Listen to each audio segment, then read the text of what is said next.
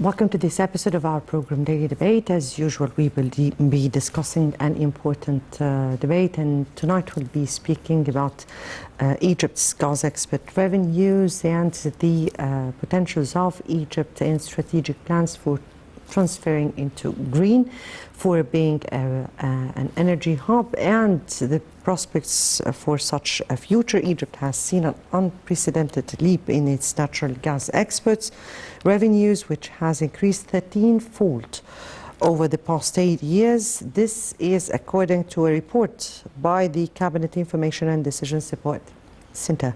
After achieving a self-sufficiency natural gas in 2018, Egypt plans to use its position on Europe's doorsteps to become a major supplier for the liquefied natural gas to the continent, which is transitioning away from other fossil fuels. Plus, of course, the recent developments. Egypt has also the infrastructure for transporting and handling natural gas with a network of 7,000 kilometers of pipelines, a distribution network of 31,000 kilometers, and 29 gas treatment plants, as well as two liquefied natural gas facilities, the IDCO and the Mieta plants, plus, of course, many of the new plants and stations and projects that have been ordered and directed by the President in the renewable energy, particularly of what concerns the green hydrogen. Today, or tonight, we'll be speaking about this aspect with our distinguished guest, Engineer Salah Hafez, former Chief Executive Officer of the Egyptian Environmental Affairs Agency. And thank you so much for being with us. Thank you. Thank you. Before we delve into our discussion, let me first have a quick look on the top story of the day. And the Special Olympics awarded President Abdel Fattah al-Sisi on Thursday for his efforts supporting people with the special needs in Egypt. Presidential spokesman Ambassador Bassam Radi said President Sisi voiced deep appreciation and gratitude after receiving the award, saying it reflects appreciation for Egypt's unremitting efforts in empowering people with determination in reference to people with different capabilities. Ambassador Radi added that the award is considered the most prestigious award that is presented to kings and presidents for supporting people with special needs. The Special Olympics is a global movement of people creating a new world of inclusion and community where every single person is accepted and welcomed regardless of ability or disability. In recent years, Egypt has carried out intensive programs to empower millions of its citizens who have special needs on the legal, political, social, and economic levels per constitutional mandates. Also in recent years, Egypt has carried out intensive programs to empower millions of its citizens who have special needs on several other fronts. And according to the Central Agency for Public Mobilization and Statistics, the COMPAS, the number of Egyptians with special needs stood at 20 million in 2020 and at almost 20% of the country's 105 million population.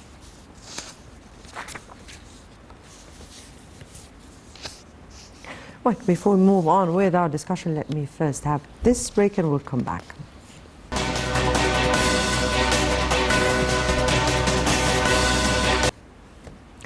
Right, welcome back, and returning back to our topic where we are speaking about the future, or is Egypt on track for being an energy hub at this upcoming stage? Are we speaking about Egypt transformation into complete green? How much will it take and all this? But before we start with our discussion, let me first take this quick report. EGAS announced 5 new gas discoveries in Mediterranean Sea Delta, or the Nile Delta. Let's watch. The Egyptian natural gas holding company, EGAS, announced that 5 new gas discoveries were made in the Mediterranean with total reserves of about 317 billion cubic feet of gas, in addition to confirming reserves of 471 billion cubic feet after drilling the well Bashroush 3 in the Mediterranean. Executive Director of EGAS, Magdi Galal, indicated that gas exports increased over the year by 44% on an annual basis, as 84 shipments of liquefied natural gas were exported from the gas liquefaction plants in Itko and Damietta. He pointed out that 2 new international bids were launched to search for gas and oil, which were fully launched for the first time in a digital form through the Egypt Exploration and Production Gateway, and resulted in the assignment of 3 areas to Eni and the British Petroleum Company, with a total investment of $278 million and signature grants of more than $29 million. A 3-dimensional seismic survey program with OBN technology, a modern technology implemented for the first time in the Mediterranean, has been implemented to explore the deep layers, with a total area of about 330 square kilometers in the Atul and North Tabia marine areas of the BP company. According to a report issued by the Cabinet's Information and Decision Support Center, Egypt's natural gas and liquefied natural gas (LNG) export revenues reached $8 billion in the fiscal year 2021-2022, up from $0.6 billion to 2013-2014. Egypt has quadrupled its exports of LNG and natural gas over the past 8 years, from 1.9 million tons to 7.2 million tons. The report said that in the same period, Egypt signed 108 agreements with international companies for the excavation of gas and petrol, with a minimum investment value of $22 billion. Egypt's production reached 69.2 billion cubic meters (BCM) in 2021-2022, compared to 41.6 BCM in 2015-2016, a growth rate of 66.3%. After achieving self-sufficiency in natural gas in 2018, Egypt plans to use its position on Europe's doorstep to become a major supplier of LNG to the continent, which is transitioning away from other fossil fuels based on recent huge gas discoveries and production. Right, welcome back. Let me again welcome our distinguished guest, Engineer Salah Hafez, former Chief Executive Officer of the Egyptian Environmental Affairs Agency. And thank you again for being with us. You're welcome. Thank you. Thank you. Let me start with those discoveries we've just seen here, and what does this mean for Egypt? Well, the significance of the declaration of finding more oil is it gives trust in the energy hub that we're processing now. There is continuous discoveries. It will replenish the naturally depleted fields, like Dohor, for instance. Its production is huge. So if you find small discoveries, medium discoveries, not like Dohor, which has 30 trillion cubic feet. It's an elephant, as we call it sometimes. So it gives a trust to the outsider to see the vibrancy of the basins we have in Egypt, plus, of course, the gas we import for export. So this is a typical activities for hub. New concessions are being granted. New investment will be made in exploration to find more oil. So the declaration, the significance is the vibrancy of this hub, which gives a very positive indications of the future of this hub. When we speak about 5 new discoveries, these are not the first discoveries during that year and during the past few years, but there have been some important ones, including the Zohr, for an instance, which is the largest ever. Exactly how are we dealing with those discoveries, and what are exactly the measures that have been taken to utilize them in order to contribute to our overall national strategic plan? It depends on the type of discovery. Is it in an offset well, so addition to existing discoveries and existing facilities, as it were? Or is it a virgin area, a new discovery? So in this case, the discovery has to be of a larger size so that you can build special facilities for it. Or it's finding a new layer in existing discovery. So it depends on the discovery, but some discoveries are very, very cost effective to hook up to just a trunk line to the facilities, and then you start production. Others will take time to build the production. If it's near existing facilities of another field, then the development will not cost much and will not take much time. But in all cases, it's a very good indication of the vibrancy of the basin and finding discoveries to replenish the inevitable depletion of the other discoveries in the area. Yes, indeed. Because it reaches plateau and then there's a depletion. So when you find discovery, you remain on the plateau or higher than the plateau for a longer time as a whole. So this is a very good and encouraging indications. Actually, it's not just the gas discoveries, but Egypt has attached importance to keeping pace with the international orientation towards maximizing the use of renewable energy. Now, first let me take from your point of view why we already started with that even before it goes viral in the whole world. And how do you view that on the ground? Well, the whole world is moving toward renewable energy. And we are just starting a very active, very important activities in the gas after we introduced the gas crossing agreements.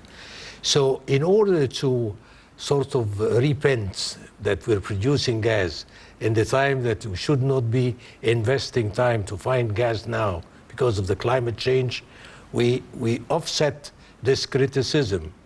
It was being criticized for any place, like Europe now is phasing out of coal and other, yes. and also gas.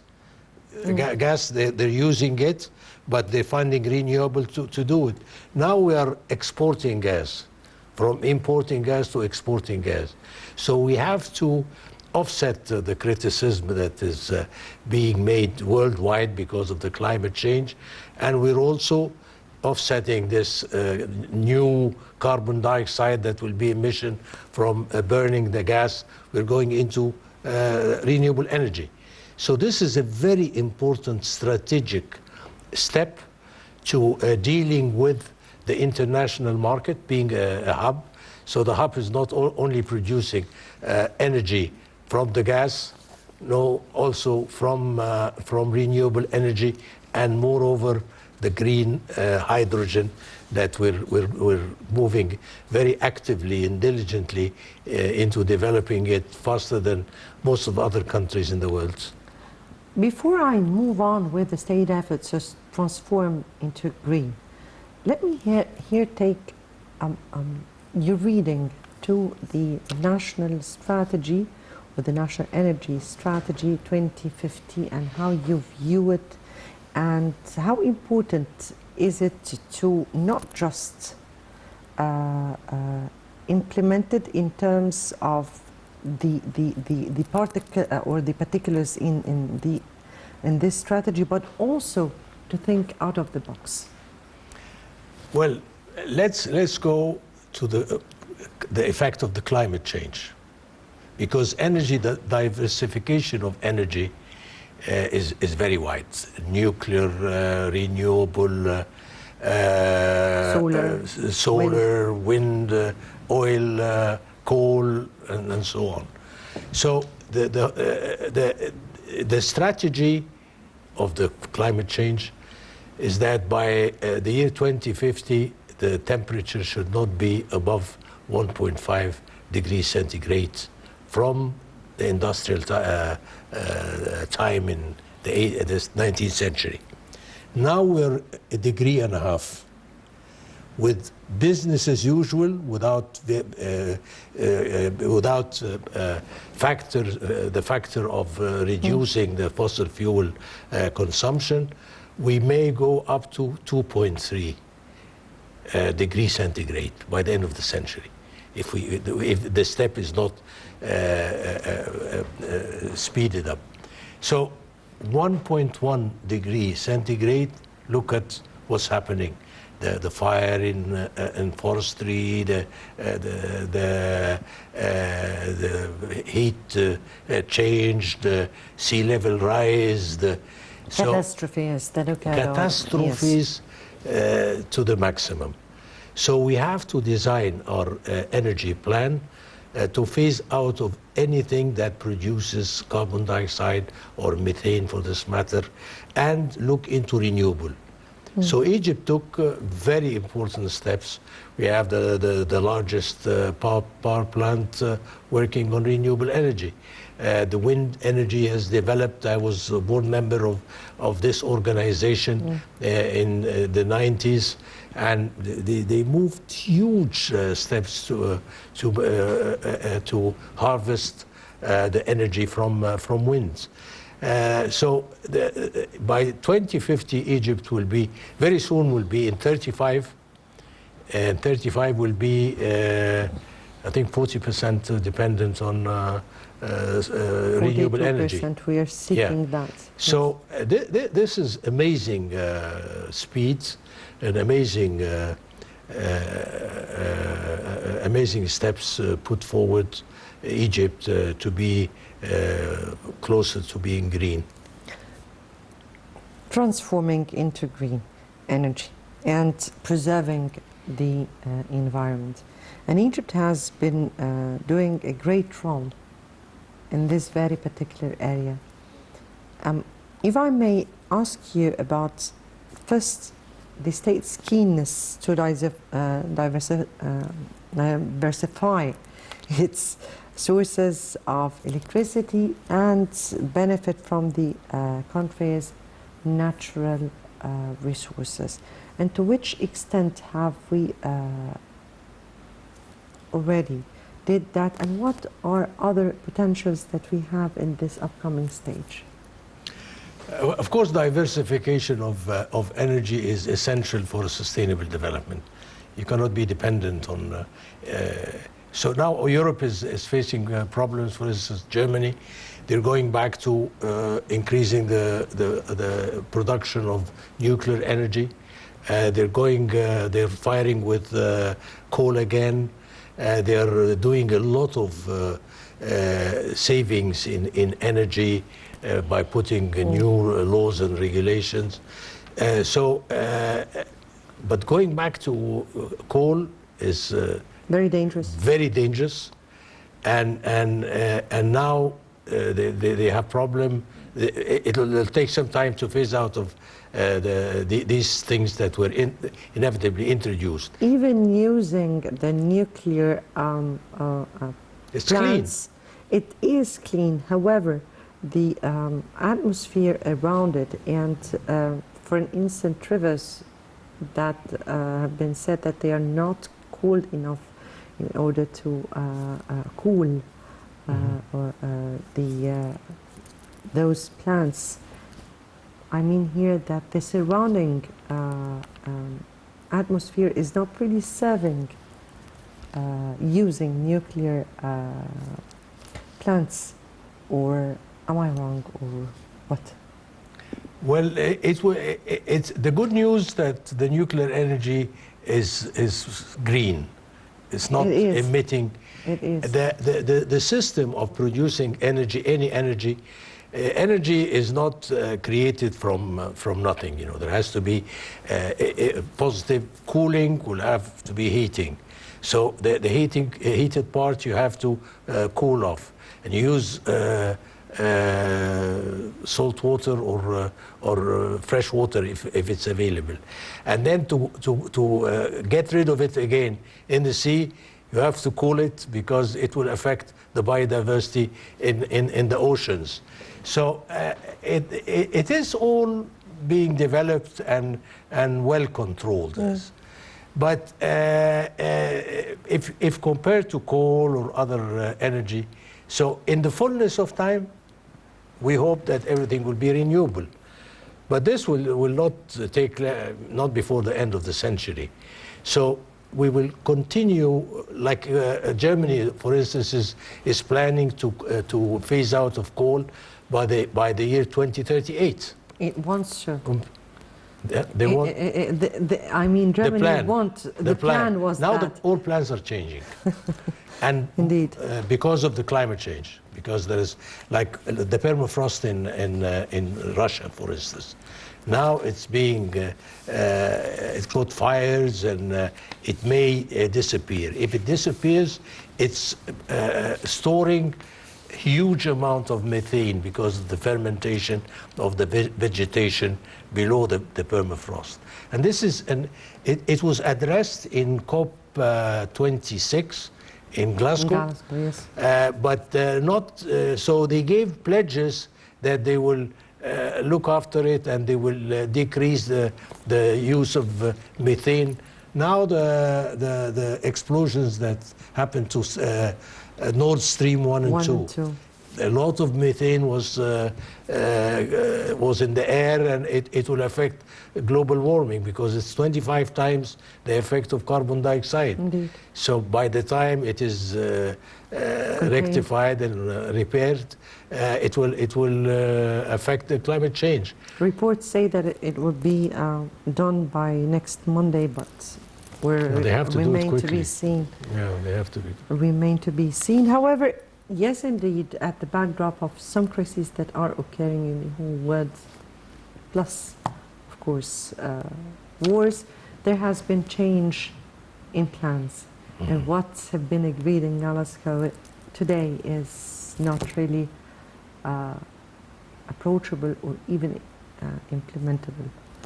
We'll be speaking about that, but before we move on with our discussion, let me here take the second report. In Egypt to establish national network for producing, distributing green energy for ships. Mercic reviews investing $15 billion. Let's watch. President Abdel Fattah el-Sisi directed on Monday the start of cooperation with the global Maersk Group to establish an integrated national network in Egypt to produce and distribute green energy and clean fuels for ships based on new and renewable energy sources.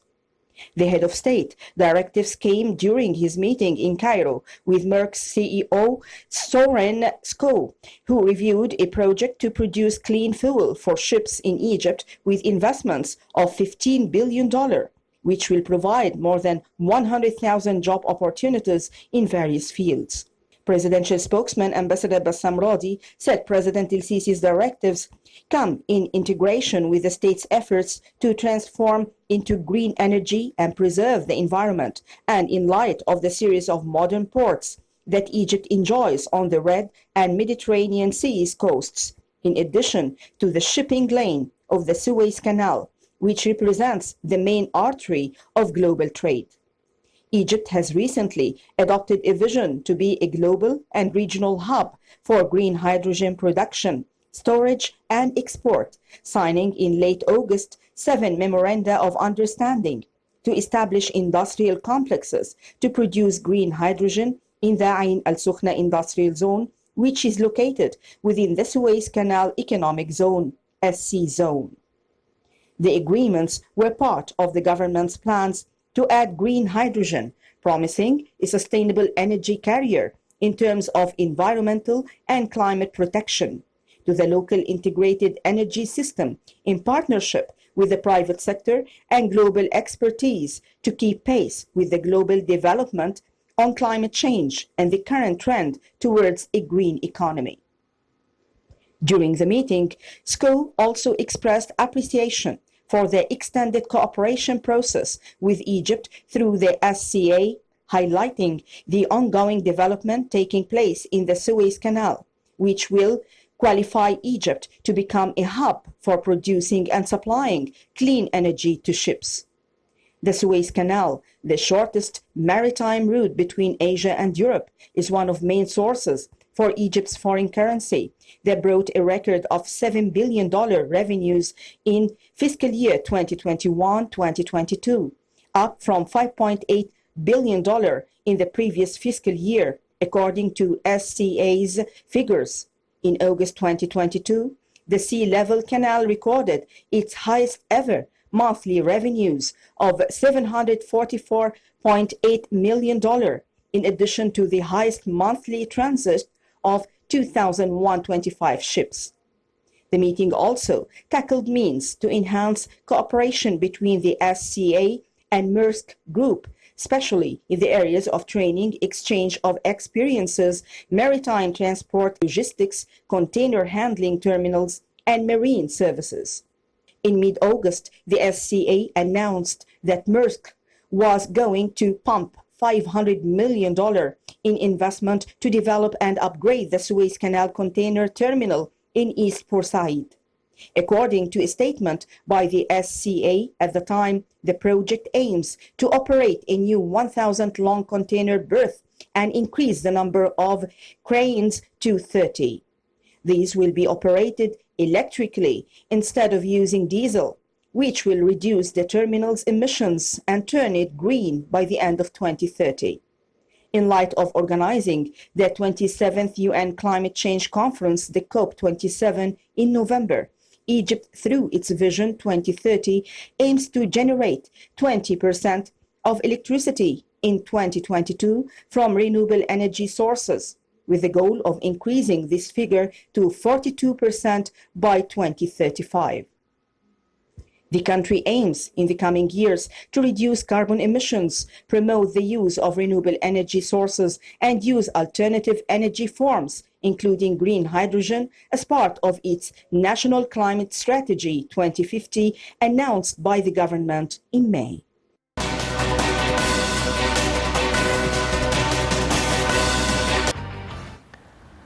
Right, welcome back, and back to you, Engineer Hafez. And we were speaking about renewable energy. Go Green is the slogan at the very moment.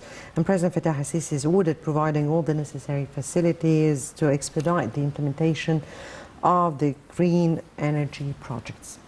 Part of that is the LNG, part of that is the wind, part of that is the solar, but also the green hydrogen. And the potentials of Egypt in this particular area, where Egypt is very much giving it a high priority. Please.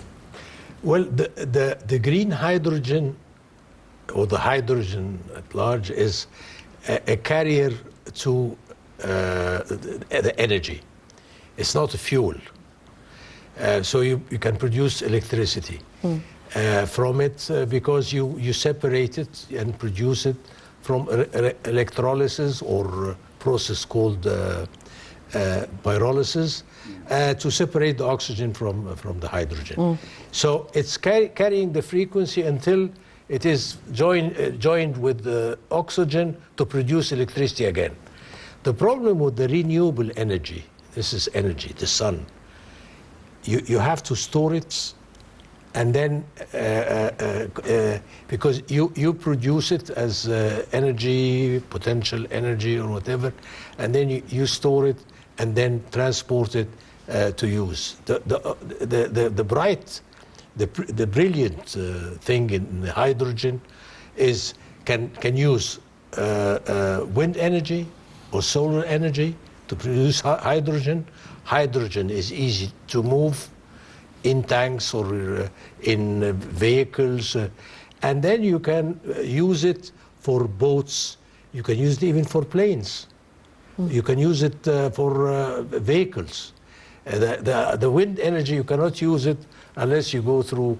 So this is a best utilization of the wealth of the renewable energy we have, converted into hydrogen, and then the logistics and the midstream of the hydrogen is easy, with some problems that are being ironed out with the new technology all the time. It's not fully safe, because it can explode if it's the sun is all hydrogen energy coming from hydrogen. So you have to be very careful when you move it. If you mix it with methane, it can produces energy with less carbon dioxide, but its production is 100% green, no carbon dioxide. The blue hydrogen is something that you produce carbon dioxide, but you have to put back in the earth to sequestrate the carbon dioxide. So it's a brilliant, actually, movement that we're doing. We have the sun, we have the wind, we have the storages, actually, but not fully developed and identified yet. I think that you had an idea about this, and we spoke about this before we go. I'm talking about the salt caverns. We have very, very thick layers of salt caverns in several of the basins we have, and not very deep. So you just drill well, horizontal well, and leach the salt, and then leave caverns in the salt that are very, very sturdy. They can withstand the pressure, because you have to put hydrogen under pressure. And it's done in many other countries. In the States, it's done in many areas in the middle of to store the gas. It's done for the gas. To get constant flow of gas, store it, and sell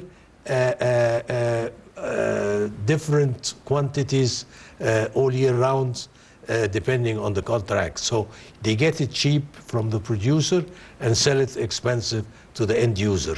So this is a very important business in the States. And what does that need? What does that need?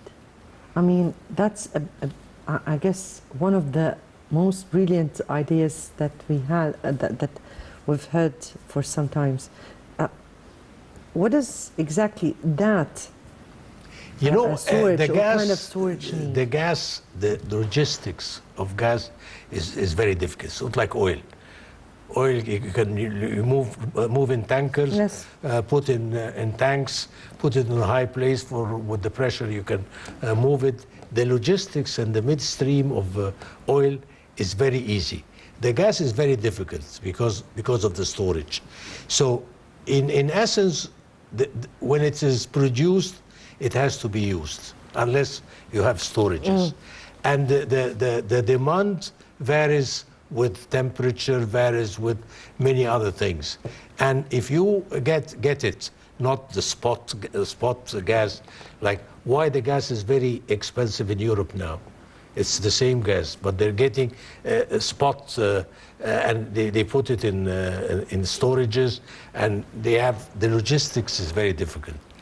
The green hydrogen is also, if we can develop a place to store it, like the salt caverns. In the UK, for the fertilizers they make, because it can be used also to make fertilizers. If you mix nitrogen with hydrogen, you get ammonia. Ammonia is used as or urea. So they store it in caverns they made in 1972, and they're active until now. Because in caverns, it can withstand the huge pressure, not like other material. And to move in pipelines, steel pipelines, the hydrogen is not very safe, and it can affect the quality of steel. So there are problems, but it's easier than using. You cannot use solar energy to operate a vehicle, for instance, unless you convert it into hydrogen and then contain it in a vessel or in a tank, and then use it. So for ships that are coming, they have to change the system on the ships to work on electricity. They get the hydrogen from Maersk, from the Egyptian from the ports. They get hydrogen, they convert it into electricity, they operate the engines to go through the canal, so the canal area will be void of any carbon dioxide or very green area for not being affected by, or for not being operated by fossil fuel. So it's a brilliant idea, really is, and eventually will be used for cars, for use to airplanes, and this is one. And actually, it is a brilliant idea, since we're speaking about Egypt being or seeking or preparing itself to be an energy and hub, ahead of many a other regional countries. energy hub. Sure, indeed. So before I go to Egypt's readiness to be an energy hub here, let me ask you about the importance of benefiting from the work with mega world energy companies. We've just seen a report here the President has been holding with the Mercic and other world companies. I mean, there is this Australian one, the FI, and the Mercic and other mega companies. How important is working together with our partners? The default in this respect, in energy at large, the technology and the know-how is with mega companies. I mean, you cannot afford to develop your own technology if you don't have research and development, R&D, in better than any other university, because you're talking about money. The technology will make you gain money. So the seismic processing, or you find companies developing the technology faster than any other university. Very few universities can get to the stage where they can develop the technology to introduce a new product that is needed in the world. So it is indeed very important to use mega companies with the technology and the willingness and the training programs, capacity building for our people. So it's again a very welcoming step. Here, as I said, and let me finish our episode with, Egypt is positioning itself as a regional energy hub, linking the African continent to the European and Asian ones. And particularly while we are preparing for the UN climate change, and we are in preparation for all that, how are we doing with this energy hub we are seeking to be, at the backdrop of all these circumstances that are occurring here, and this is giving us the ability to be a lifeline, for instance, for Europe? You cannot actually plan to become a hub without the surrounding circumstances help you do so. So we were very lucky.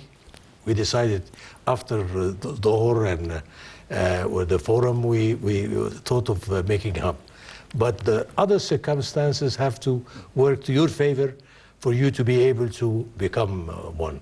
So the geographic location is one, the existing infrastructure, that is, we're ahead of any other country in the area with the infrastructure, and the war, unfortunately, works to our size, and the economic situation will make more value for the hub. So all parameters worked to our favor, and we were blessed to have the right location and the nucleus to build on, and we're going very, very well along those lines. So we're on the right track? Definitely. Definitely. I leave it at here, and Engineer Salah Hafez, former Chief Executive Officer of the Egyptian Environmental Affairs Agency, thank you so much for being with us tonight. Thank you. Thank you. And dear viewers, many thanks for watching. Next debate will be on Sunday. Good night.